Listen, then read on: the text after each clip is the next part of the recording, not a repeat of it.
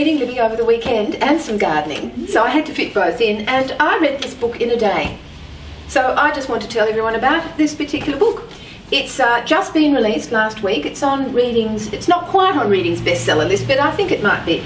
It's called Red Ruby Heart in a Cold Blue Sea, and it's by Morgan Callan Rogers. And the reason I read it in a day, Libby, was because of the characters. You know how you've said all along that characters is one of the pulling points in what you love with reading? I love the characters, and I love the setting. The setting's in Maine, in America, and I had to use my iPad to look up where Maine was because you know I'm not very good at geography. And I found it's right up on the very northeast coast of the United States of America in pretty ghastly weather, I would imagine. Yes. Not nice weather at all. So it's a beach town. What I loved about it was that it was a whole group of young kids, about 13, knocking around together and having life come in big swags as they grow through their teens. And that's why I loved it. And I noticed, Libby, that the text publisher is concurrently publishing this as an ebook, as well as their text are publishing all their new books as ebooks. So for you ebook readers out there, you've got a chance to read it as an ebook. So that's what I read in one day. I loved it. Fabulous. Libby, what have you been reading? Well, I've been reading something off the Costa Award list, the Costa Whitbread list, and this is an award of the best writers in Ireland and England for 2011. And this one is called Henry's Demons by Patrick Cockburn. Patrick Cockburn is a celebrated journalist. Oh. And he was in Afghanistan reporting there on the war when he heard that his son had been suffered a complete mental breakdown. Complete mental breakdown. He'd actually stripped off all his clothes and tried to swim the Severn River in the middle of winter.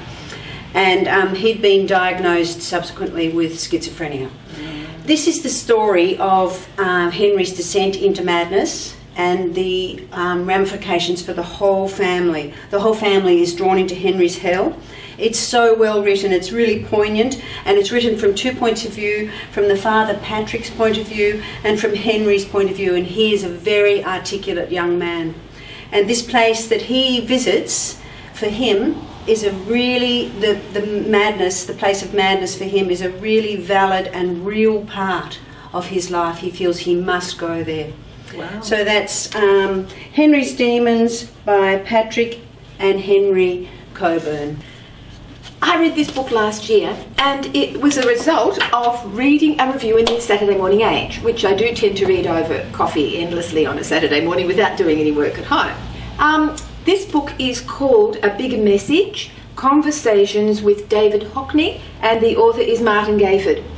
Martin Gayford is a long-time friend of the illustrious English artist David Hockney. They've been mates for a long time, and Martin Gayford decided that he was going to go and visit David Hockney because Hockney had gone back to live in Yorkshire after living all around the world in fabulous places. Yorkshire, his home county, had a draw card, and he went to live there. And so Martin Gayford went up and visited him over several months, wrote this gorgeous book, and we get, as the lucky reader of course, we get to see some of David Hockney's artwork. And there's this what is there in Yorkshire to paint, you might ask? Well, I'll show you what there is in Yorkshire to paint. These most gorgeous treescapes. And David Hockney is getting so much fun out of painting the seasons and the treescapes endlessly. Just beautiful. And these, mind you, are as big as a house, the size of the painting he does. And the other thing that drew me to the book was that David Hockney is no IT slouch because he has an iPhone and an iPad, and he's painting on his iPad and on his iPhone, and he's having lots of fun. And he even says he reckons, Libby, that the masters like Turner and Gauguin, different heroes I know, would have had fun using iPads. So there you go. A little bit of a snippet of illumination from Martin Gayford's book on David Hockney. This is Serious Men by Manu Joseph, shortlisted on the Man Asia Prize. For And 2011? 2011, yes, and it is on the Commonwealth Prize list too. Wow. Two lists. Two lists. So this is a significant book out of Oh. India this year. Okay. It's a story of an untouchable, a Dalit, who's working in a research station, and his delight in life is to make subversive little jokes and goes at the Brahmins who run the show. Yeah. Did you like it for character or language? I love the characters. I love the gentleness of it. It's a warming story of someone who's just challenging their lot in life, but really they do accept it. Yeah, it's a charming story.